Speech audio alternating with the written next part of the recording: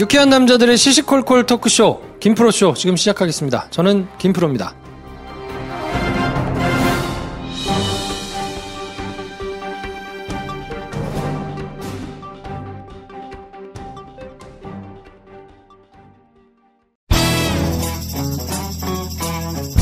서초동 감식반장 김프로.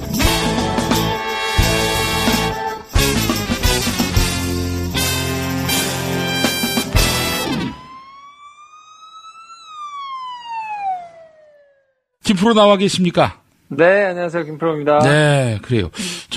MB를 과연 연말 안으로 검찰에서 부를 수 있을 것인가. 전 여기에 관심이 많거든요. 왜냐하면은 그 후배 평론가들하고 내기를 걸었어요. 근데 초조해집니다. 12월 6일이긴 하지만은 제가 그 친구들보다는 좀 나아야 되지 않겠습니까? 아, 연내에 거셨군요. 예, 그렇습니다. 뭐 자칫 좀 상황이 어려워지면은 음력이었다 이렇게 얘기를 하려고 하는데 예, 더 이상 안 속더라고. 어떻게 하면 좋을지 염려가 됩니다. 일단 뭐 대체적인 방향을 알 수 있는 게 나왔죠. 문무일 검찰총장이 오늘 이제 기자간담회를 열고 기한을 정하기는 어렵지만 올해 안에 주요 수사, 그러니까 적폐 수사들을 마무리하려고 지금 노력하고 있다. 뭐 이런 얘기를 했거든요. 예.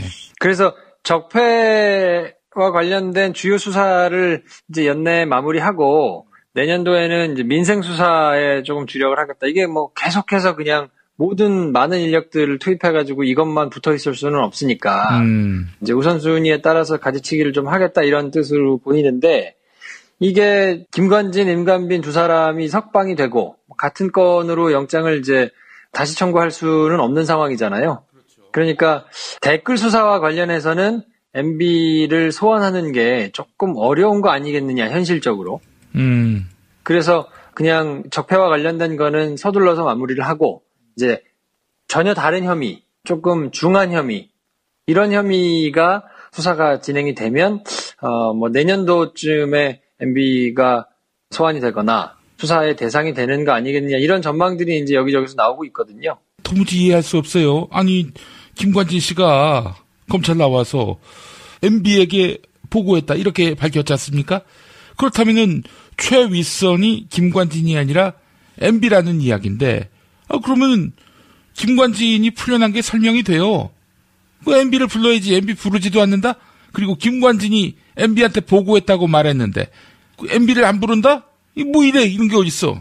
지금 이제 조바심이 나는 거는 후배 평론가들에게 돈을 잃을 것이 가장 우려되는 김용민의 사익을 추구하면 이제 그렇게 되는데 검찰 입장에서는 이제 기회가 한 번뿐이거든요.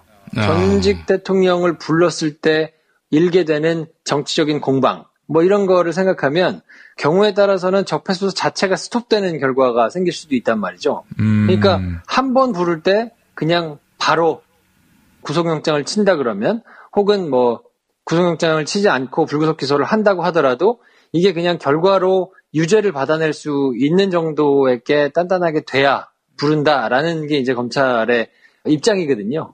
그렇게 하지 않았을 경우는 오히려 이제 더 부작용과 더불어서 오만 가지 이제 시끄러운 것들이 생기기 때문에 그렇게 하기에 연내에 그냥 부르는 것이 적절할 것이냐. 김관진, 임관빈이 어쨌든 지금 정상적인 절차에 따라서 석방이 된 상황이기 때문에 여기는 뭐 절차상으로 이의를 제기하거나 할 수 있는 방법은 지금은 없단 말이에요. 그러면 다른 혐의를 적용해가지고 구속을 시키고 뭐 그걸로 이렇게 뻗어나가야 되는데 뭐 얼마 전에도 설명드렸지만 그렇게 하기에는 시간이 조금 촉박하고 그 수사는 그 수사 나름대로 진행을 하고 있겠지만 그 수사를 각 잡고 시작해가지고 하려면 사실 진영을 다시 꾸려야 될 거란 말이에요. 에이스 검사들, 에이스 수사관들 모아다 놓고 그 사람들이 쫙 이렇게 훑으면서 수사를 막 해야 될 텐데 지금은 사실 적폐 수사에 너무 많은 검사들과 수사관들과 이 사람들이 지금 매달려가지고 하고 있거든요. 그러니까 그것들을 정리하지 않고 동시다발로 가게 되면 전력이 약해질 수밖에 없고 그렇게 돼가지고 한 군데에서라도 빵꾸가 나게 되면 이거는 정치적으로 돌아오는 후폭풍이 어마어마할 거기 때문에 적폐 수사도 망가지고 MB 수사도 망가지고 결국에는 다 허물어질 수 있다라는 위기감이 조금 있는 것 같아요. 그래서 연내에 우선순위에 따라가지고 적폐 수사를 딱 좀 정리를 하고 그리고 남는 인력들로 진용을 새로 꾸려서 MB까지 올라갈 수 있는 수사에 대해서는 그냥 이거는 뭐 기소를 하게 되면 반드시 유죄가 나오는 상황까지 단단하게 가겠다라는 의지로 읽히거든요. 그러니까 그렇게 본다 그러면 김용민 씨가 돈을 잃을 가능성이 높다. 그렇게 보시는 게 나을 것 같습니다. 아, 그래요? 이거 하나 여쭤봅시다. 문무일 검찰총장이 MB를 구속시킬 만큼 배짱이 있습니까? 뭐 이제 자리가 사람을 만든다는 말이 있잖아요. 그래서 개인적인 성정과 또 어떤 기관에서 역할을 맡는 자리에 갔을 때에 선택을 하게 되는 것들이 조금 이제 다르기는 합니다. 특히나 이제 검찰총장이라든지 뭐 높은 자리에 올라가 있는 경우에는 야, 개인적으로는 안 그랬었는데 저 사람 올라가더니 변했네 뭐 이런 얘기를 이제 뭐 하기도 하고 하는데 예.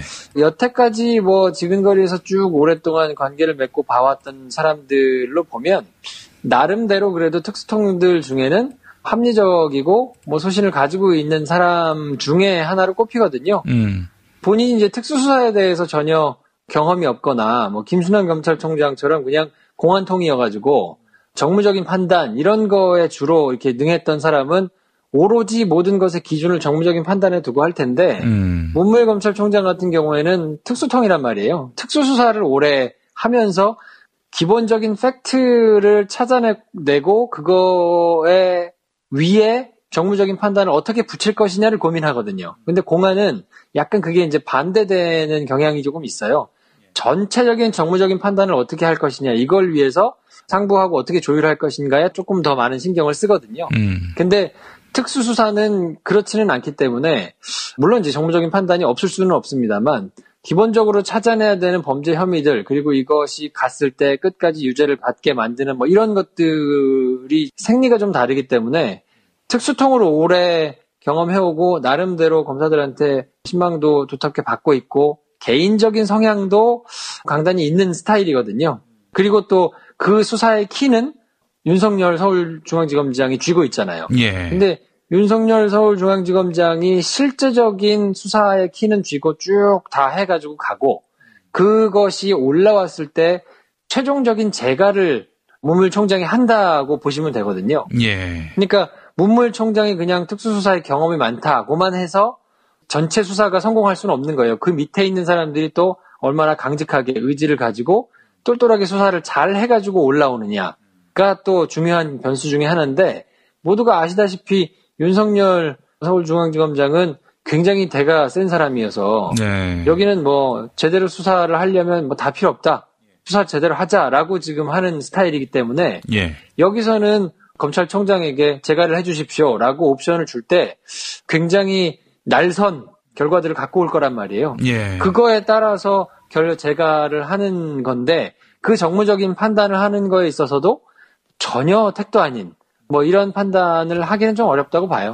연내 수사 웬만한 거 다 끝내겠다는 문무일 총장 이야기는 무게감이 없다고 봐야 됩니까? 아니요. 그거는 어느 정도 일정 정도 다 조율이 된 거라고 보시면 됩니다. 왜냐하면 서울중앙지검장도 그렇고 수시로 만나가지고 이제 회의를 하든지 뭐 이런 걸 하거든요. 근데 검찰총장이 기자들하고 기자 간담회를 하는 거는 연례 행사기 때문에 자주 있는 행사가 아니거든요. 예. 그러니까 오늘은 나가서 어떤 메시지를 줄 것이고 또 지금까지 진척된 상황에서 질문이 들어오면 이런 질문은 어떤 식으로 답할 것이고 하는 거에 대해서 중앙지검장하고 긴밀하게 이 소통을 해가지고 가이드라인을 정하거든요. 정하고 난 다음에 나와서 이제 한 얘기이기 때문에 예. 전혀 그냥 상황 돌아가는 거하고 상관없이 내가 이렇게 하고 싶다고 해가지고 총장이 연내에 끝낼 거예요 라고 해놓고 야 내가 연내에 끝난다고 했으니까 끝내라 이렇게 얘기할 수는 없는 거거든요. 그러니까 다 이미 어느 정도 조율을 해놓고 아 그러면 이렇게 내가 메시지를 전할게 라고 하고 가서 지금 얘기를 한 것이기 때문에 제가 뭐 말을 길게 빙빙 돌려서 했습니다만 요지는 문무일 검찰총장은 하여튼 대차게 수사를 할 수 있는 사람이고 그래서 MB 수사가 혐의가 명확한 것이 있다고 한다면 뭐 그거에 대해서 좌고우면을 하거나 여론을 의식해가지고 수사 자체를 엎거나 그러지는 않을 사람이다. 다만 연내에 적폐 수사를 일단 정리해놓고 그리고 진용을 새로 꾸려서 새해에 MB를 불러가지고 새로운 혐의 이런 것들을 추가해가지고 아마 말 못하도록 딱 떨어지는 결과를 만들어내게 그림을 그리지 않겠느냐라는 게 지금 일반적으로 서초동에서 보고 있는 시각인 것 같습니다. 네, 알겠습니다. 기대도 됩니까? 뭐 지금 상황에서는 뭐 수사는 생물이니까 완전히 단언할 수는 없습니다만 그래도 어느 때보다 적폐에 대해서 제대로 수사를 해야 된다라는 의지는 높거든요. 그리고 수사를 할 수 있는 능력이 있는 사람들이 가서 지금 최선을 다해서 뛰고 있어요. 그리고 언론도 예전에 비해서는 훨씬 이제 순치된 것들이 조금씩 깨기 시작하면서 네. 나름대로 특정 경쟁도 시작하고 있고 사람들이 지금 또 이제 연말 요 정도 되면 한참 언론사 내부에서도 이제 인사이동이 있는 시즌이거든요. 그러니까 뭐 새로 들어오고 나가고 하는 사람들이 이제 팀을 제대로 갖춰가지고 의욕적으로 막 좀 해보자 막 이런 상황이라서 그런 것들이 시너지를 낸다 그러면 기대하셔도 저는 좋을 것 같아요. 기대도 좋다. 알겠습니다. 아니 사실 지금 국민들 상당수가 말이죠. 뭔가 혐의가 있으면 검찰이 수사해서 기소를 하고 유죄까지 추진력 있게 밀고 나갈 것이다라는 믿음이 많이 상실됐어요. 이건 뭐 검찰만의 문제가 아니죠. 뭐 그냥 법원이 영장 기각하고 또 구속적 부심으로 풀고 그러니까 이건 뭐 MB가 뭐 증거가 나와도 뭐 아무리 언론이 떠들어도 결국에는 대마불사가 되지 않겠는가 그런 생각들을 하고 있단 말이죠. 이게 적폐청산 무드에서 도움이 안 되는 거예요, 한마디로. 그러니까 그때도 말씀드렸지만 지금은 이제 집권 세력이 하나 바뀌었을 뿐이고 대통령 혼자가 바뀌었을 뿐이고 검찰도 내부적으로 보면 예전에 비해서는 훨씬 제대로 수사를 하고 싶은 사람들이 제 포지션에 찾아 들어가기는 했습니다만 그것만 가지고 적폐 청산이 순조롭게 막 빨리빨리 이루어지기는 어렵다고 보거든요. 왜냐면 나머지는 다 그대로 있어요. 아니 빨리빨리의 문제가 아니라 누가 봐도 이거는 분명히 권력형 비리인데 이런 것들에 대해서 법원 가면은 이게 눈 감아준단 말이죠. 여기 열불 나는 거예요, 국민들이.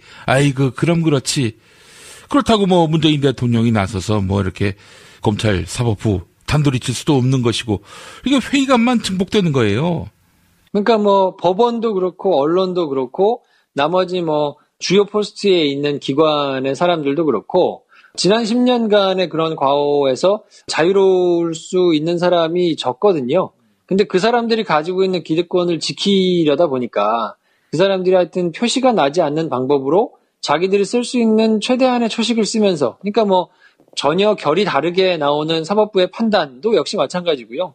조중동을 비롯해가지고 주요 언론사들이 쏟아내는 이건 무슨 소린가 싶은 보도들 뭐 이런 것도 마찬가지라고 봐야 될 거고요. 예. 하여튼 총 공세를 펼치면서 이 사람들이 적폐 청산을 은근히 하기 싫어하는 뭐 이런 것들로 지금 맞서고 있기 때문에 이게 특정한 사람들이 의지를 갖는다고 그냥 되기가 쉽지 않은 거는 맞습니다. 근데 어쨌든 그래도 검찰이 가지고 있는 권한 그리고 또 이게 아이러니한 게 늘상 말씀드렸지만 검찰이 너무 큰 권한을 많이 가지고 있기 때문에 지금 세계 검찰총장 대회를 하게 되면 우리나라 총장을 되게 부러워하거든요. 왜냐하면 우리나라 검찰 조직만큼 권한을 많이 가지고 있는 검찰 조직이 없단 말이에요. 세계적으로 보더라도. 예. 그렇기 때문에 늘 이거를 개혁의 대상으로만 저희가 삼았었는데 근데 되돌려서 생각을 해보면 그만큼 권한을 많이 가지고 있기 때문에 이번에 검찰이 의지를 가지고 수사를 한다 그러면 제대로 된 결과가 나오기가 아직은 그렇게 어려운 상황은 아닌 거예요. 물론 법원에서 여러 가지 장치가 있기 때문에 검찰이 의지를 가지고 수사를 해도 뭔가 이렇게 좀 딜레이 시키거나 짜그러뜨리거나 뭐 이럴 수 있는 여지가 있기는 하지만 그래도 검찰이 가진 파워가 크기 때문에 의지를 가지고 수사를 해가면 그래도 꽤 만족할 만한 결과를 낼 수 있다. 그래서 이제 그런 결과를 낸 다음에 검찰 개혁이 이루어져서 이제 힘을 빼는 작업 뭐 이런 게 진행이 돼야 되겠죠. 그래서 아직은 그렇게 낙담하시기는 조금 이른 것 같고요. 조금 더 하여튼 지켜보셔도 될 것 같아요. 네, 알겠습니다. 자, 원세훈 수사 관련해서 뭐 새로운 사실이 드러났나요? 매일경제에서 뭐 단독으로 보도를 했는데 얼마 전에 스태퍼드대에 우리 돈으로 한 20억 정도를 보냈잖아요. 예. 그리고는 본인이 거기 객원연구원으로 이제 가려다가 출국 금지가 되는 바람에 그거는 무산이 됐었는데 뭐 알고 봤더니 그때 기부했던 20억 중에서 뭐 1년에 한 이자가 1억 정도 나오는 모양이죠. 근데 그 1억 원은 자기가 체리비로 쓰겠다. 이런 계약을 이제 했더라고요. 참 꼼꼼하게 예. 돈도 뭐 하여튼 쌈짓돈 마련해가지고 자기가 보내놓고 거기에서 나오는 이자는 또 자기가 먹겠다고 또 이렇게 했던 정황이 드러나서 야 정말 추해도 이렇게 추할 수가 있나 싶을 정도로 치부가 지금 계속해서 드러나고 있는데 그래서 검찰이 관련된 사람들을 불렀어요. 스탠퍼드에 관계된 사람들 또 국정원 산하 기관에 있던 원장 뭐 이런 사람들을 불러가지고 이제 소환해서 그런 조사를 진행을 했고 이게 그냥 20억 보내가지고 자기 자리를 하나 만들고 거기서 나오는 이자는 체류비로 자기가 쓰겠다라고 했는데 그러면 과연 1억만 자기가 쓰려고 했겠느냐.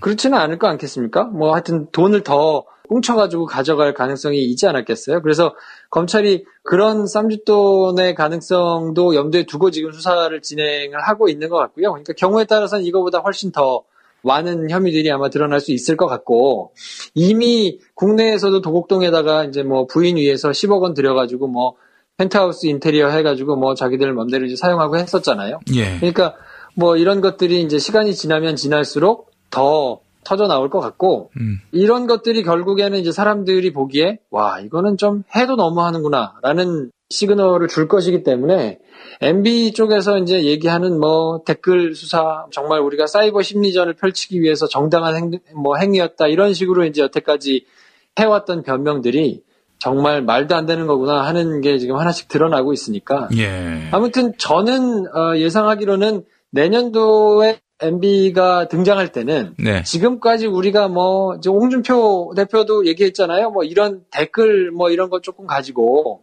대통령이 소환되고 이런 거는 말도 안 되는 거다라면서 이제 막 대놓고 막 비판도 하고 이동관 씨도 뭐 댓글 얼마나 된다고 그걸 이렇게 문제 삼느냐고 이제 이러고 있는데 제가 단언컨대 내년에 MB가 서초동에 오실 때는 전혀 다른 돈과 관련된 혐의로 오실 것이다. 아. 댓글 가지고 뭐 서로 이렇게 뭐 갑론을박하고 이런 걸로만 검찰이 부르지는 않을 것으로 저는 기대하고 있어서 그거는 아무튼 조금 지켜보십시다. 알겠습니다. 늘 김프로가 얘기했잖아요. 생각지도 못했던 건으로 MB를 모실 거라고. 뭐 하여튼 기대하고 있어요, 저도 개인적으로. 예, 알겠습니다. 자, 김프로. 이거 하나 여쭤봅시다. MB가 사실 원세훈 씨를 서울시 부시장, 행정안전부 장관, 또 국가정보원장으로 발탁했을 때는 그의 어떤 실력보다는 개걸스러운 충성, 뭐 이걸로 발탁한 거 아니겠어요? 뭐 여러 사람들의 증언이 그러한데요. 근데 원세훈이 국정원장으로 있을 때 미국에 갔다? 그리고 공식 업무를 보았다? 저는 이거는 뭐 반드시 MB의 어떤 미션을 받고 갔을 것이다라고 생각을 합니다. 그렇기 때문에 그 해외에서 그렇게 이상한 돈 관계, 억측을 낳게 한 것은 결국 MB를 대리해서 뭔가 작업하러 간 거 아니겠나 하는 생각이 들거든요. 어떻게 보세요? 뭐 충분히 개연성이 있다고 보이죠. 그러니까 그런 의심을 하는 것이 충분히 무리가 없지 않나 싶고요. 그때도 언젠가 제가 한번 말씀드린 것 같은데 국정원장이 해외를 갈 때 외교 행랑이라고 하죠. 이제 뭐 보따리, 가방 들고 나가면 예. 보통 그거는 이제 관례상 따로 조사를 안 한다 그래요. 그러니까 외교 행랑에 담아가지고 뭔가를 들고 나가는 거, 국정원장이 외교 행랑에 들고 나가는 거에 대해서는 터치를 안 하는 것이 이제 뭐 국가적으로 이제 예우고 관례고 하기 때문에 거기에 뭔가를 담아가지고 충분히 할 수 있지 않았겠느냐 이런 의혹들이 이제 많이 제기가 됐었단 말이에요. 근데 그거는 의지를 가지고 이제 외국에서 이루어지는 일이니까 조사를 하거나 뭐 이렇게 하려고 그러면 굉장히 많은 노력과 뭐 힘이 들기는 할 거거든요. 그리고 적극적인 진술이라든지 뭐 이런 게 있지 않은 이상은 밝혀내기는 쉽지 않을 텐데 그래도 말씀하신 것처럼 국정원장으로서 활동을 하면서 해외 첩보를 대단히 많이 생산해가지고 뭐 정말로 국익에 도움이 되는 활동을 했었느냐 뭐 그렇게 보기는 어렵죠. 뭐 김정일이 죽은 것도 다들 뉴스 보고 알 정도로 국정원이 정말 말도 안 되게 휴민트가 다 망가졌었으니까. 근데 그런데도 불구하고 열심히 해외를 다니면서 뭐를 막 이렇게 했다 그러면 그게 과연 정상적으로 국정원의 실력을 키우기 위해서 다녔을 것이냐. 뭐 그렇게 보기는 좀 무리가 있다고 보고 그래서 아무튼 검찰도 그런 것들을 나름대로 염두에 두고 수사를 할 거거든요. 그러니까 아무튼 조금 지켜보시면 좋을 것 같아요. 그리고 원세훈 전 국정원장 같은 경우에는 이제 예전에는 국정원에서 사용하는 돈, 특히나 이제 특수활동비 이런 것들은 본인 내부에서 뭔가를 밝히고 싶어 하는 폭로자가 있다고 하더라도 국정원법에 걸리고 뭐 이러기 때문에 사실 쉽게 터져나오기가 어려운 것들인데 우연한 기회에 지금 막 다 쏟아져 나와가지고 TF에서 이렇게 막 수사 의뢰를 해서 진행이 되고 있는 것들이니까 나름대로 정무적으로 판단을 해서 이제 스크리닝을 하기도 하겠습니다만 그래도 치부가 꽤 많이 드러날 것이다. 뭐 저는 개인적으로 그렇게 전망합니다. 알겠습니다. 기프로 믿고 우리가 적폐청산 이 수사에 기대를 가져보겠습니다. 아, 국민들이 다시 촛불 들고 나와야 하나 또 가뜩이나 추워졌는데 여러모로 이제 참 염려가 됩니다. 예, 자 기프로 수고하셨습니다. 네, 내일 뵙겠습니다. 서초동 감식반장 김프로.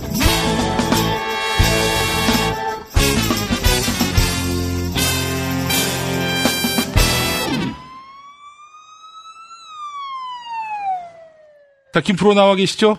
네, 안녕하세요. 김프로입니다.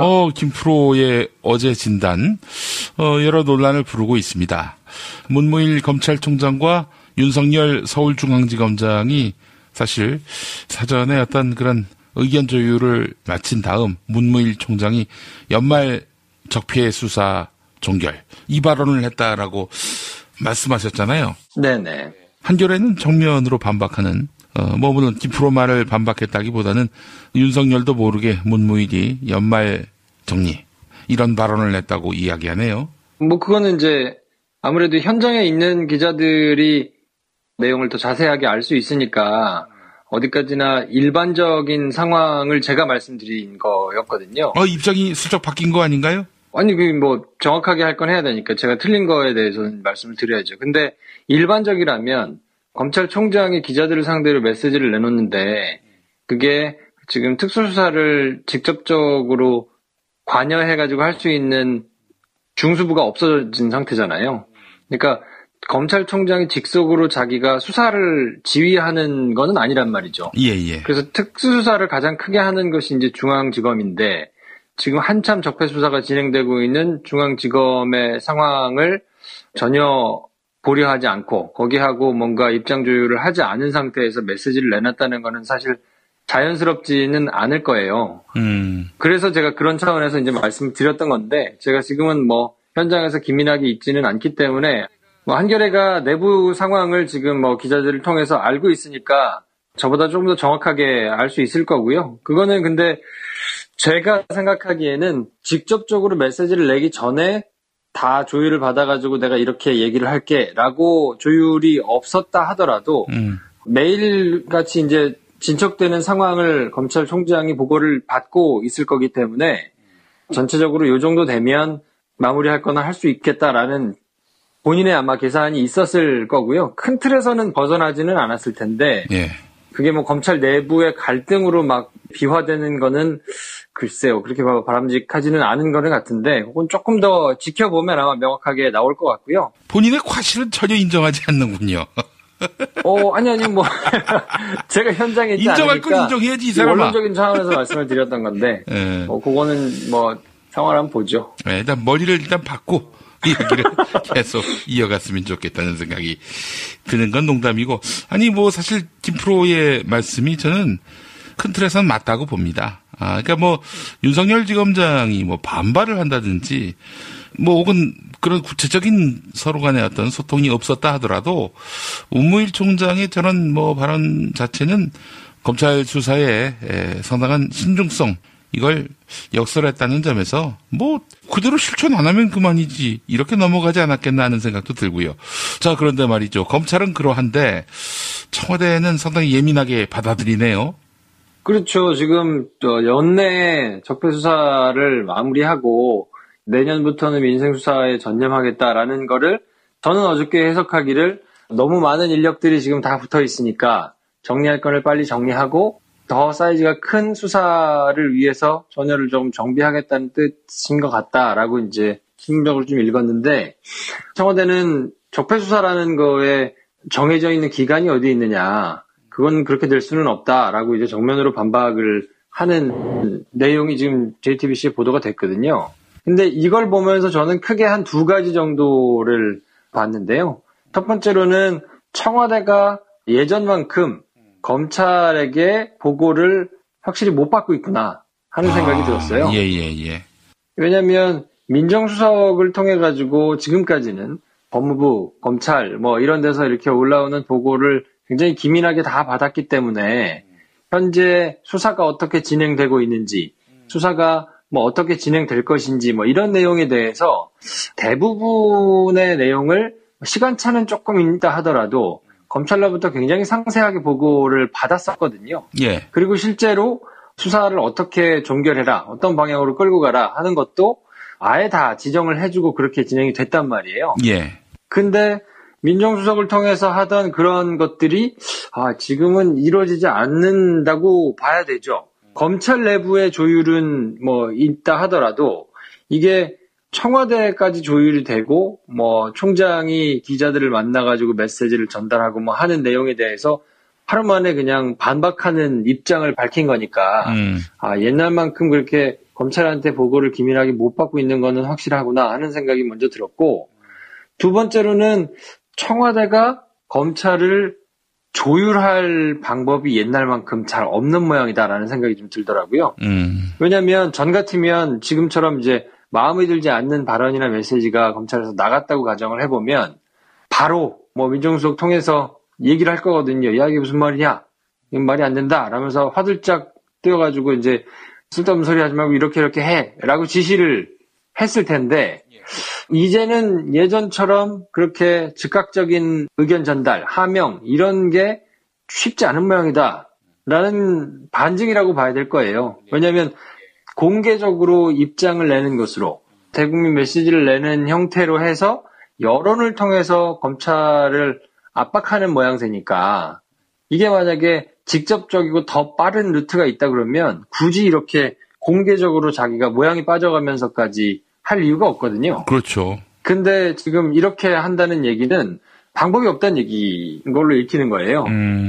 그러니까 이게 사실은 바람직한 겁니다. 여태까지 계속 얘기해왔듯이 청와대가 검찰의 개별 수사에 일일이 방향을 정해주고 그거에 대해서 막 이렇게 해라 저렇게 해라 가이드라인을 내리는 거는 정말 바람직하지 않기 때문에 당연히 근절되어야 마땅한 것인데, 지금까지는 그냥 암묵적으로 관행에 따라서 그렇게 안 해왔거든요. 근데 지금은 그게 이제 불가능하다는 거니까, 이게 청와대가 이건 아니지 않나 하더라도 검찰한테 직접적으로 윽박지르거나 뭘 지시하거나 할 수 없다는 얘기니까, 이거는 큰 틀에서 가는 방향은 맞는데, 이게 적폐 수사라는 것을 두고 청와대가 다른 뜻, 다른 의견, 뭐 걱정, 우려 이런 걸 가지고 있어도 검찰을 직접적으로 푸시해가지고 어떻게 할 수 없다는 얘기니까, 이거는 뒤집어서 보면 정치적으로 어떤 의도를 정해놓고 그거에 맞춰가지고 수사를 진행하는 것이 아니라는 반증이 되는 거니까, 오히려 국민들 입장에서는 바람직한 행태다 이렇게 볼 수 있는데, 또 언론들이 이거를 가지고 어떻게 쓸 것인지가 지켜봐야 될 관전 포인트이기는 한 것 같아요. 수사 외압을 가했다 이렇게 또 말아버리겠죠. 뭐 그런 데들이 이제 있을 수 있을 거예요. 이게 가이드라인이 아니냐, 명백하게 뭐 검찰한테 이렇게 하라고 지금 지시를 하는 거 아니냐 라면서 이제 들이대고 비판을 하는 곳이 이제 생길 수도 있을 텐데, 하명을 밥 먹듯이 하고, 하명이라 그러면 말이 좋아 하명이지 거의 청부수사거든요. 자기가 마음에 들지 않는다는 이유로 뭐 황기철 전 해군 참모총장 같은 경우에는 수사를 시켰잖아요. 결국에는 나중에 다 무죄를 받았지만 어떻게 보상을 해주겠습니까? 보상은 아주 절차에 따라서 뭐 박하게 받겠습니다마는 그래도 본인의 인생이 거의 그냥 구겨져 버렸잖아요. 그러니까 그렇게 말도 안 되는 청부 수사를 지시하고, 또 죄가 있어가지고 처벌을 받아야 되는 사람의 거는 말도 안 되게 풀어주고, 대표적인 게 이제 정윤의 문건 사건 같은 거거든요. 정당하게 그냥 지시를 받아가지고 일을 했던 공무원들은 잘려나가거나 아니면 회유를 받다가 자살하거나 뭐 이런 상황이 생기고, 정작 말도 안 되게 국정을 농단했던 사람들한테는 다 면죄부 주고, 그거를 파헤치려고 조사받아가지고 했던 사람들은 전부 다 자르고 하는 형태로 검찰이 괴롭혔단 말이죠. 예. 그렇게 했던 것이 가이드라인이고 그렇게 했던 것이 하명이지, 지금처럼 대국민 메시지를 통해 가지고 이거는 바람직한 거 아닌 거 아니야? 라는 메시지를 내놓는 것이 가이드라인이다 라면서 비판을 하면 이거는 사안에 대해서 명확하고 객관적인 잣대를 들이대는 것은 아니기 때문에 이거는 비판을 위한 비판이라고 볼 수밖에 없거든요. 말은 틀린 거는 아닌데 선호와 경중을 따진 말은 아니기 때문에 이걸 또 정색하고 나서 가지고 청와대가 뭐 부당하게 가이드라인을 내려서 검찰을 몰고 가려 한다는 등 이런 식으로 이제 만약에 언론에서 보도가 되는 곳이 있다면 그 언론이 바라는 것은 적폐 수사가 망가지는 것이다 라고 보셔도 무방합니다. 청와대가 앞으로 어떻게 할 것 같아요? 뭐 이렇게 적폐 수사는 기간을 특정해서 그때까지만 한다. 이 같은 문무일 총장의 발언은 있을 수 없는 이야기다라고 선을 그었는데 그리고 더 지켜보는 일밖에는 없는 건가요? 제가 보기에는 만약에 뒤로 뭐 이렇게 해가지고 수사를 계속해라 라고 더 지시를 하기는 조금 쉽지는 않을 거예요. 왜냐하면 검찰에서 이거를 빌미로 문제 삼아가지고 터져나오면 그러니까 청와대가 이러이러한 메시지를 검찰에게 전달을 했다라는 게 언론이나 통해가지고 어디서 이걸 터져나오는 순간 적폐 수사 자체가 굉장한 난항에 부딪힐 가능성이 있거든요. 예. 그렇기 때문에 쉽게 그렇게 막 하지는 못할 거예요. 드러나는 방식으로는. 왜냐하면 분명히 엑스맨이 어딘가는 있을 거란 말이죠. 그렇죠. 그래서 메시지가 전달됐고 청와대와 검찰에서 그것 때문에 약간 분란이 일고 있다. 이런 이제 움직임이 감지되는 순간 바로 하여튼 일부 언론들을 통해 가지고 이렇게 나올 거기 때문에 청와대는 심중할 거고 지금은 일단 적폐 수사라는 것이 정치적인 의도를 가지고 막 한 게 아니기 때문에 그거에 데드라인이 있을 수가 있겠냐. 그냥 나오는 대로 해야 되는 만큼 수사를 진행하는 것이 맞지라는 원론적인 입장을 밝힌 거거든요. 따지고 보면 청와대와 검찰에서 얘기하는 거 둘 다 일리가 있습니다.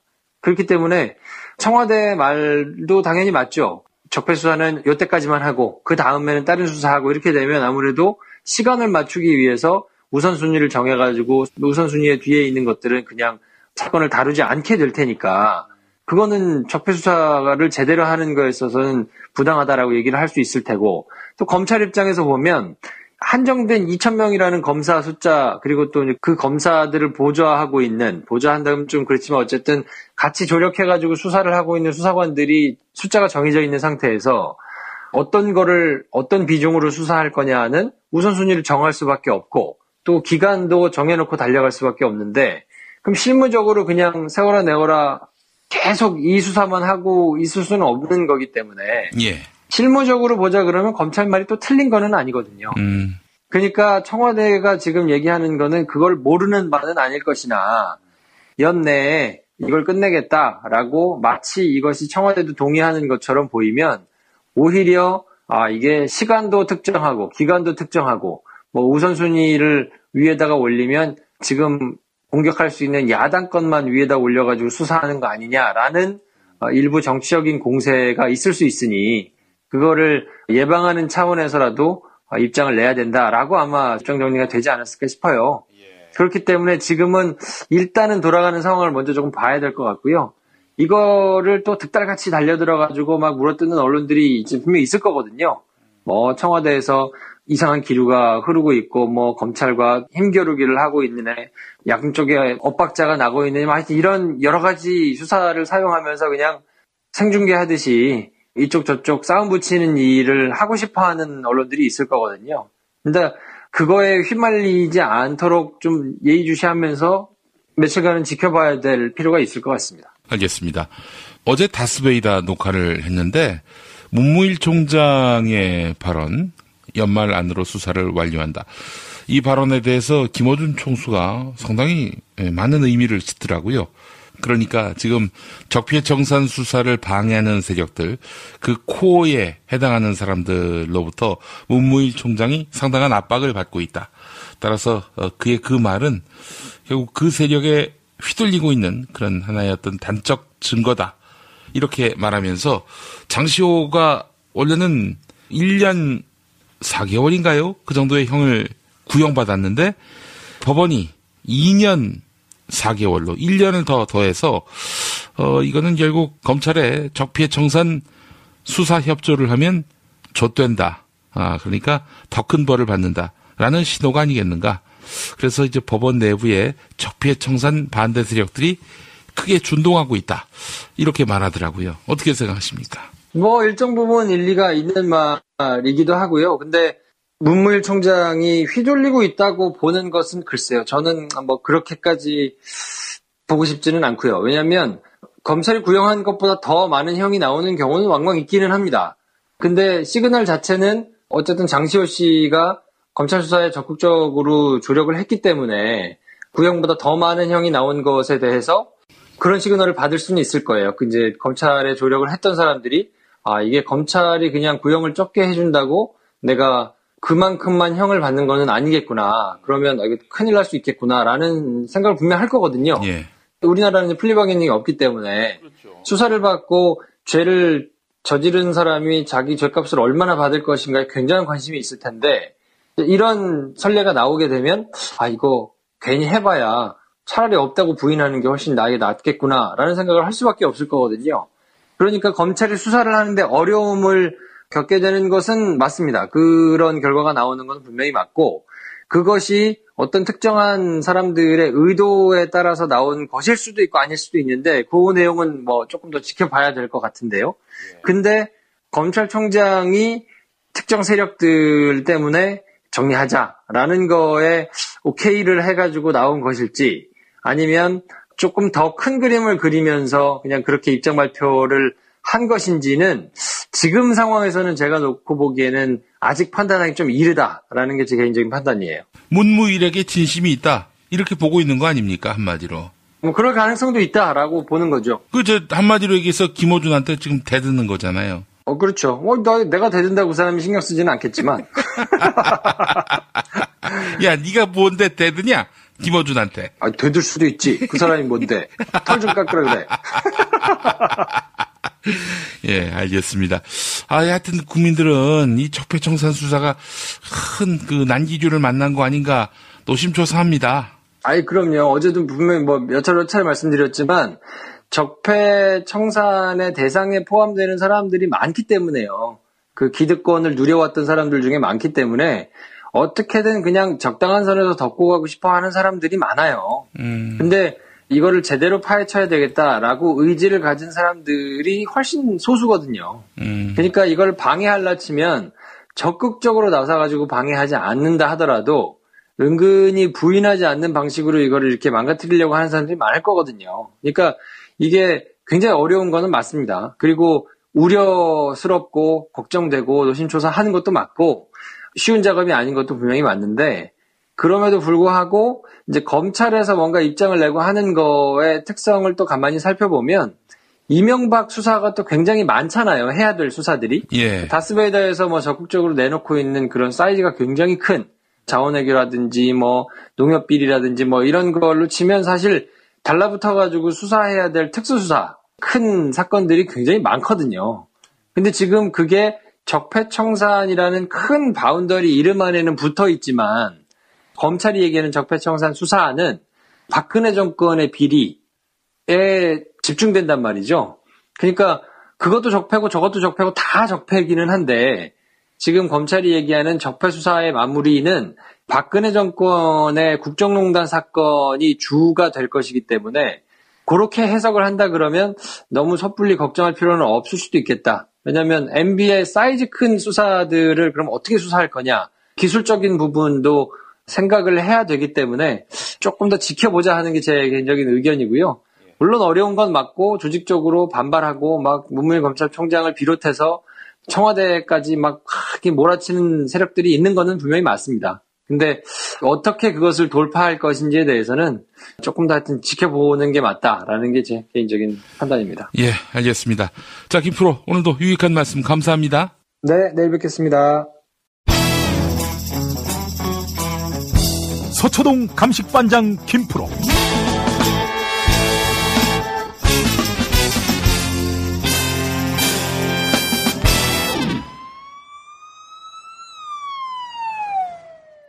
김프로 나와 계시죠?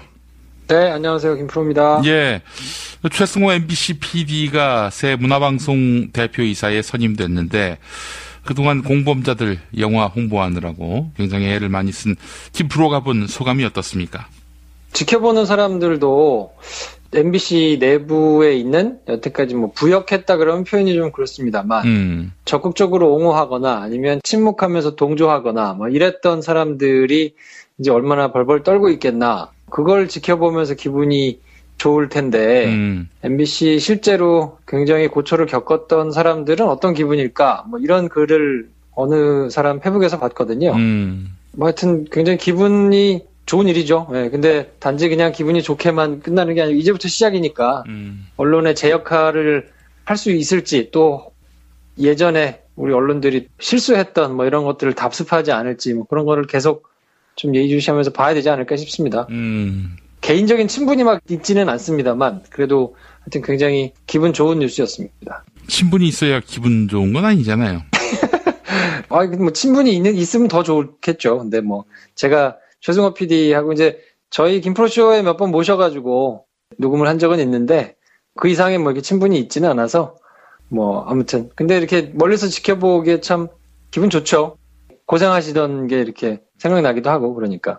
그분은 쫓겨난 이후로 쉰 적이 없습니다. 단 하루도 쉰 적이 없는 그런 분이기 때문에 정의감 못지않게 성실성 또 능력 모든 것을 두루 갖춘 인물이기 때문에 MBC 르네상스를 다시 열 수 있는 또 공영방송 발전을 기할 수 있는 그런 역량을 가진 인물이다라고 평가하고 싶습니다. 정확히 10년 됐네요. 10년 전에 MB가 이제 당선이 돼가지고 아침에 출근을 하면서 MBC가 켜져 있는 거를 보고 불같이 화를 냈다 그래요.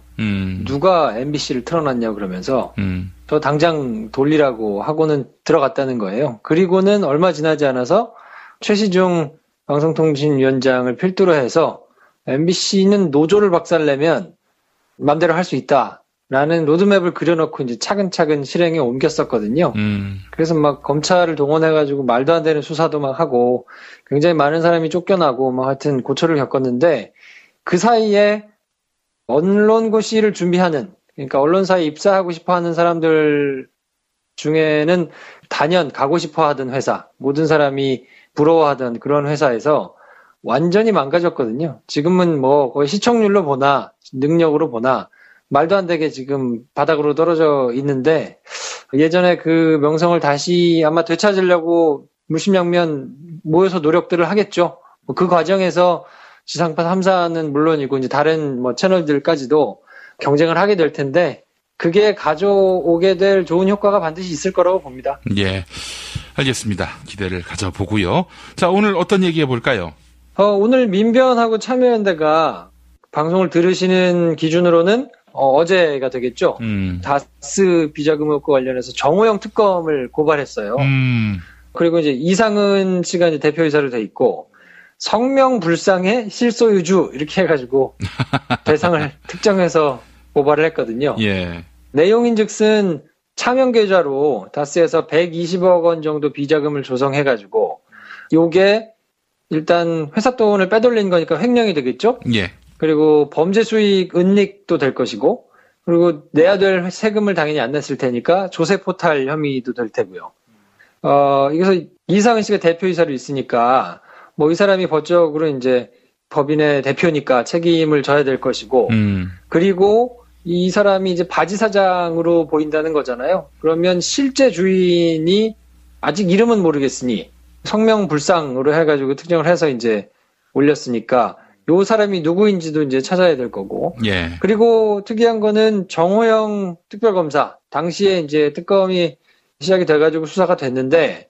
그때 당시에 수상한 자금이 있는 게 이제 파악이 됐는데도 딱히 수사를 진척시키거나 아니면 이거를 검찰에 인계를 하지 않았다. 그래서 직무유기다. 뭐 이런 혐의까지 이제 덮어서 같이 고발을 했는데 검찰 고발만 한 게 아니고 국세청에다가 탈세 제보도 같이 하고요. 그리고 금융위원회에다가 진상조사 요청도 같이 했거든요. 그러니까 아마 전방위적으로 이제 다스에 대해서 액션이 있지 않을까 싶습니다. 그래요. 정호영 특검, 꼬리곰탕 특검으로 알려진 전대미문의 부실 특검의 상징입니다. 전 이분 동상을 세워야 한다고 봅니다. 팬티만 입은 채로 꼬리곰탕을 처먹는 그 동상을 전 서울 광화문에 세워놓고 싶어요. 그래서 부끄러운 법조인의 표상으로 만들고 싶을 정도로 아주 분노가 넘쳐나는데요. 예. 어떻게 이런 나쁜 사람이 있을 수 있나 하는 그런 생각도 들고 말이죠. 물론 자기 대통령에 대해서 기소를 한다는 것, 이거는 뭐 감히 상상도 못할 일인데, 그럴 것 같으면은 뭐 상대가 누군지 몰랐습니까? 본인은 안 하겠다, 이래야 마땅한 거 아닙니까? 그렇게 MB를 빨아주는 수사 결과를 내놓고 결국 뭐 기대하는 바가 있었기 때문에 그런 거 아니겠어요? 당시를 복귀해 보면 이제 대통령이 당선이 되고 특검이 진행됐기 때문에 당선자 신분이고 이제 가장 정권이 막 서슬퍼렇고, 그리고 또 그때는 정권의 인기도도 꽤 높았어요. 새 대통령이 당선이 되고 경제 대통령이라는 이제 이미지 포장 뭐 이런 것들을 잘 했기 때문에 보수 정권을 지지하는 사람들한테는 인기가 나름 높았거든요. 그러니까 이제 그런 분위기를 생각하면, 야, 이거 대통령을 어떻게 조사해가지고 이미 대통령이 된 사람인데 이걸 할 수 있을까라고 엄두가 안 났을 것도 뭐 현실적으로는 한편으로는 이해가 됩니다. 그렇지만 지금 말씀하신 대로 그럼 안 했어야죠. 자신이 없으면 맞지를 않았어야 되고, 나왔으면 해야 되고, 근데 그런 본인이 해야 될 맡겨진 역할을 제대로 완수하지 못한 거니까 이거에 대해서도 분명히 특검을 하나마나 그냥 정권 입맛에 따라서만 이렇게 하는 특검을 하려고 그러면 사실 뭐 해서 뭐 하겠습니까? 그러니까 특검이 나중에 이제 어떤 건으로 생기더라도, 야, 이거를 잘못했다가 나중에 시간 지나가지고 드러나면 큰일 날 수 있다라는 선례를 세워놓는 거는 중요하다고 봅니다. 그래야 이 나중에 특검을 맡게 되고 정치적으로 굉장히 어려운 상황에 처하더라도, 야, 이거 내가 잘못하면 나중에 시간 지나가지고 뭐 상황이 바뀌면 내가 처벌받을 수도 있는데 처벌받은 전례가 있지 않냐. 근데 내가 이걸 어떻게 봐주란 얘기냐라는 핑계 아닌 핑계로 국면을 돌파할 수 있는 선례를 만드는 거기 때문에 이거는 하여튼 제대로 좀 조사를 해가지고 처벌을 해야 되는 경우라면 처벌을 하는 게 맞다고 보고요. 뭐 오늘 JTBC 뉴스에서도 꼬리곰탕뿐만 아니라 커피만 마시고 비자금을 직접 관리하는 사람이 내가 했다 얘기했는데도 그냥 지나갔다는 이런 뉴스도 나오는 걸 보면, 당시에 특검에 파견됐거나 아니면 특검 수사를 했던 사람들 중에서 이제 문제가 있었던 사람들은 좌불안석일 것 같아요. 그래요.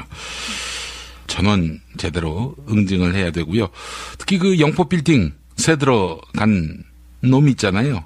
특검에 소속돼 있다가 나중에 몇 달 있다가 MB 빌딩 거기 들어가서 싼 값에 그 빌딩에서 털을 굳힌 사람, 이거 사후 뇌물죄를 적용해야 되는 거 아닌가 하는 그런 생각도 듭니다. 하여튼 뭐 문제가 있다면 제대로 조사를 해가지고 처벌을 했으면 좋겠는데, 중앙지검이 형사 1부에다가 배당을 했습니다.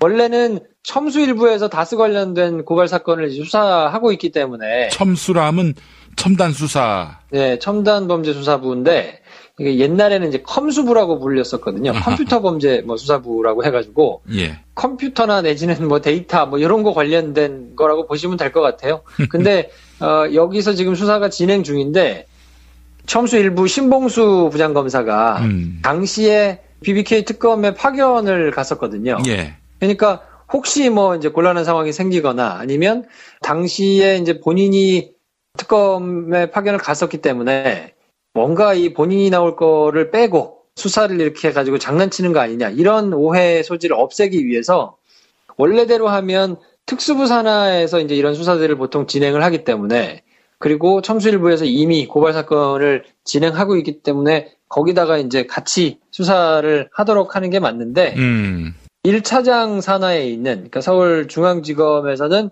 부장들 중에는 선임입니다. 형사 1부가. 그러니까 이제 차장 밑에 있는 부장들 중에는 가장 선임인 형사 1부에다가 이제 배당을 했으니까, 어쨌든 배당을 했다는 얘기는 수사의 결론을 명확하게 내야 된다는 얘기거든요. 이거를 죄가 안 됩니다 해서 무혐의 처분을 하든지, 아니면 요거는 불러가지고 구속해서 기소를 하든지, 아니면 구속은 안 하더라도 그냥 불구속으로 기소를 하든지, 뭐 하여튼 요 세 가지 중에 한 가지는 반드시 해야 되거든요. 예. 그렇게 되려면 어쨌든 MB도 확인을 해야 되겠죠. 불러다가 이제 이런 혐의에 대해서 확인을 할 수밖에 없는 상황이 된 거고요. 그러면 이게 도대체 MB가 무슨 혐의로 뭐 어떻게 검찰에 언제 나온다는 건가, 뭐 이렇게 좀 헷갈리실 분들이 계실 것 같아서. 예. MB 관련해서 현재 검찰에서 수사가 진행 중인 거는 3+1이다, 이렇게 생각하시면 될 것 같아요. 3+ 알파. 첫 번째 거는 우리 원세훈 국정원장 들어가 계시잖아요. 예. 그리고 갖다 나오시기는 했지만 김관진 전 국방부 장관, 그러니까 국정원과 군대를 동원해서 정치에 개입하도록 시킨 사건이죠. 예. 이게 공무원의 경우에는 이렇게 정치에 개입한 게 발각이 되면 3년 이하의 징역형을 받도록 돼 있거든요. 예. 근데 군인들은 더 셉니다. 처벌이. 5년 이하예요. 예. 왜냐면 우리가 옛날에 군인들이 쿠데타 일으켜가지고 정치를 잡고 막 이랬던 불행한 과거가 있잖아요. 그래서 군인은 더 특별히 공무원보다 더 엄하게 처벌을 받도록 정치에는 절대 관여하지 마라, 이렇게 세팅을 해놨거든요. 그러니까 국정원과 국군을 동원해가지고 정치에 개입하도록 시킨 사건에 대해서 이제 수사가 진행 중이고요. 여기에 이제 MB가 직접 댓글 활동을 지시했느냐, 어떤 방식으로, 얼마나 구체적으로 보고를 받고 지시를 하고 이런 게 있었느냐, 이거를 찾아내는 게 이제 핵심인데, 기억하실지 모르겠습니다만 김관진 씨가 구속될 때 구속영장에 공범으로 MB가 적시가 안 됐었어요. 그래서 뭐 이제 공범으로는 빠졌다, 뭐 이제 조금 더 단단하게 하기 위해서 그랬을 거다, 뭐 이런 이제 분석을 해드린 기억이 나는데, 김프로가 그랬죠. 뭐 그건 저뿐만 아니라 다른 사람들도 다 그랬었는데. 아이, 너만 그랬어, 너만. 공범으로 적시가 안 됐다는 걸로 봐서는 MB가 지시한 거에 대해서는 보강 수사가 좀 필요한 상황이다, 이렇게 보는 게 맞는 것 같아요. 확실한 증거나 물증이나 증언이 있다 그러면 뭐 당연히 공범으로 적시를 했겠죠. 박근혜처럼 그렇게 될 텐데 지금 그런 상황은 아직 아닌 것 같고, MB가 얼마나 관여했느냐에 대해서는 아직 빠져나갈 구멍이 좀 있으니까 조금 더 보강 수사가 필요하다라고 생각을 하는 게 맞는 것 같고, 그런 의미에서 왜 요즘에 기사들이 쏟아져 나오잖아요. 뭐 김관진, 임관빈이 나왔기 때문에 이게 수사에 차질이 생겨가지고 조금 늘어지는 거 아니냐, 이런 이제 분석들이 나오는 게 그것 때문에 그런 거예요. 공범으로 적시가 안 된 거를 보면 약간 불안불안한데 구속됐던 사람들이 이미 풀려났으니까 그럼 이거를 원래도 조금 늦어질 것 같은데 더 늦어지는 거 아니냐, 이렇게 이제 관측을 하고 있는 거거든요. 근데 김관진, 임관빈 이쪽 사이드에서는, 그러니까 군대를 이용해서 정치 개입을 한 거에 대해서는 그럴 수 있는데, 원세훈 원장이 좀 복병이긴 합니다. 왜냐면 지금 뭐 10억 원 자기 부인 위해 가지고 막 뭐 만들어주고, 어디 뭐 20억 빼돌려가지고 1억은 자기가 또 체류비로 받고, 이런 게 막 쏟아져서 나오잖아요. 그러니까 이거는 다 개인적으로 그냥 착복하려고 국정원 돈을 갖다 쓴 거기 때문에 국고손실죄로 인정이 될 수 있단 말이에요. 그럼 이게 양형 기준으로 살펴보면 10년 이상 형을 살 수 있거든요. 근데 정말 MB 지근거리에서 충성을 다하고 MB가 시키는 대로 열심히 한 것으로 알려져 있는 신복이지만, 원세훈 씨가 자기가 혼자 오롯이 그냥 다 한 게 아닌데 10년 이상 혼자 온팡 다 뒤집어 쓰고 갈 수 있을 것이냐, 그거는 이제 복병이 될 수 있기 때문에, 이렇게 된 마당에 다 얘기할게요, 그리고 쑥 다 불 수 있는 가능성도 좀 있으니까. 예. 어쨌든 국정원과 군을 동원해가지고 정치 개입한 큰 사건이 하나가 있고요. 2번은 다스 실소유주 논란 관련해가지고 이제 진행이 되는 거예요. 특검이 예전에 진행됐을 때는 혐의가 뭐였냐면, BBK, 막 BBK도 있고 LPay 이뱅크도 있고 뭐 많잖아요. 근데 BBK가 쉽게 얘기하면 주가를 조작했잖아요. 그래서 김경준이가 주가를 조작해가지고 돈을 가지고 왜 미국으로 날랐지 않습니까? 예. 그러니까 그 사건에, BBK가 주가를 조작한 사건에 MB가 관여했느냐, 아니면 MB도 사기를 당한 거냐, 요걸 가지고 특검이 이제 조사를 했던 거거든요. 근데 결론은 김경준이 사기를 쳤고 MB는 선량하게 사기를 당했다. 그래서 MB도 억울하다. 죄는 김경준이한테 물어야 된다라고 해서 8년형을 받고 이제 처벌을 받은 거란 말이에요.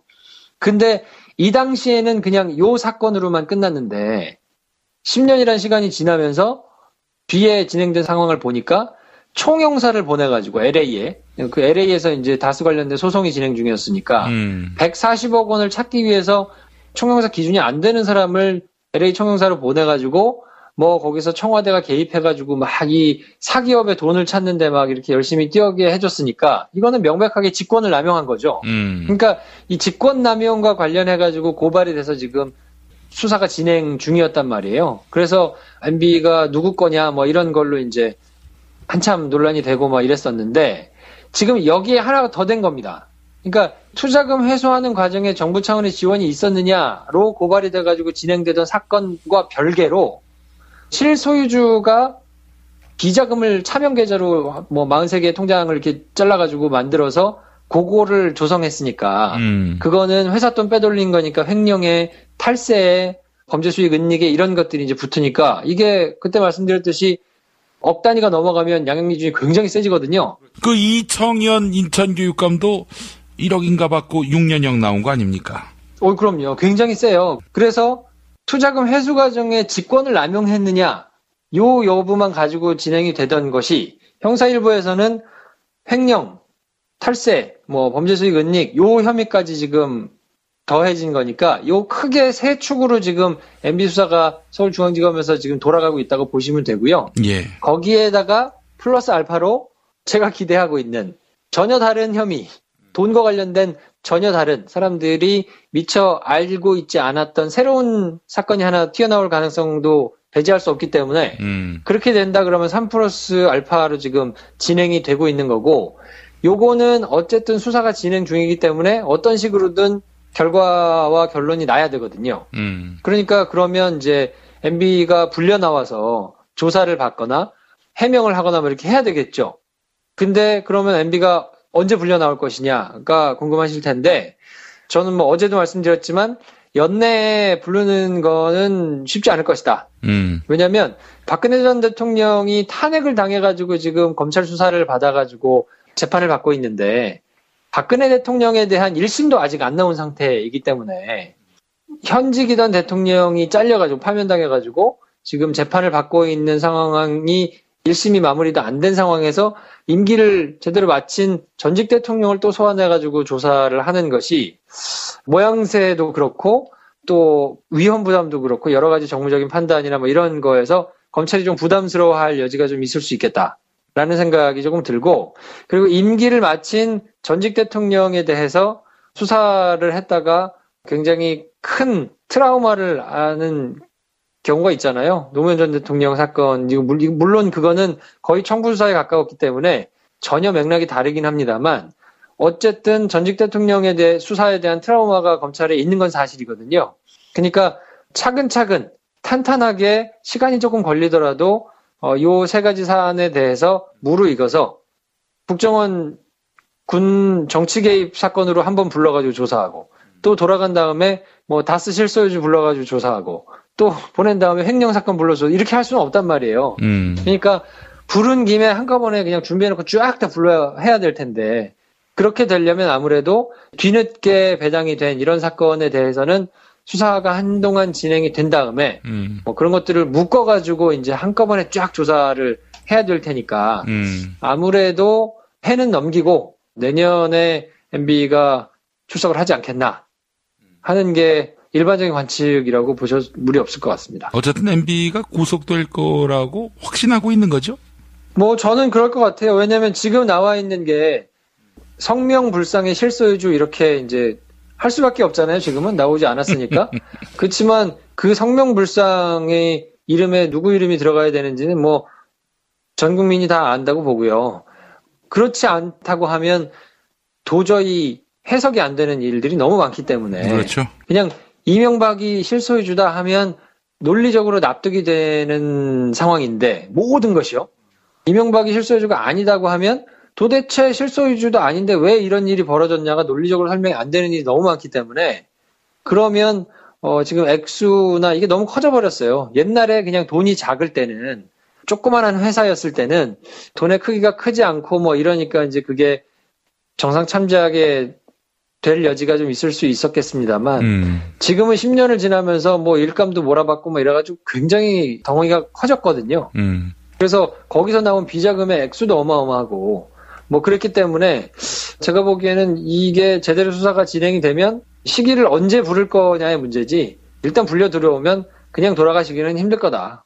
그거는 뭐 거의 확실하다라고 생각합니다. 알겠습니다. 김프로의 오늘 전망을 딱 들으니까 이제 뭐 MB의 운명은 정해졌다라는 생각이 드는군요. 뭐 시간 문제일 거고요. 대신에 이제 워낙 그쪽에서 꼼꼼하고 천천히 준비를 했을 거기 때문에 그거에 대해서 굉장히 촘촘한 수사가 진행돼야 될 거는 맞고 예. 다만 이제는 MB를 빨리 부르느냐 뭐 언제 부르느냐 뭐 이게 사실 중요한 거라기보다는 얼마나 촘촘하고 단단하게 해가지고 부르느냐가 중요할 거기 때문에 우리 김엄마가 저 내기 한 사람들한테 밥 사시고 통 크게 괜히 불러가지고 망가지면 당신이 책임질 거 아니잖아요. 그런 거 아닙니까?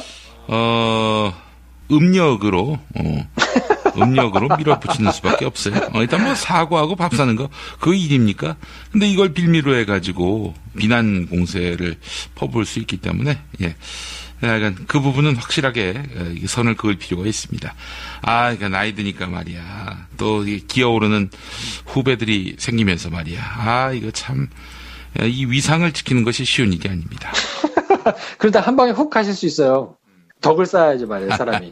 야, MB도 한 방에 훅 못 가는데 내가 설마 훅 가겠니? 내가 무슨 아무것도 한 일도 없는데.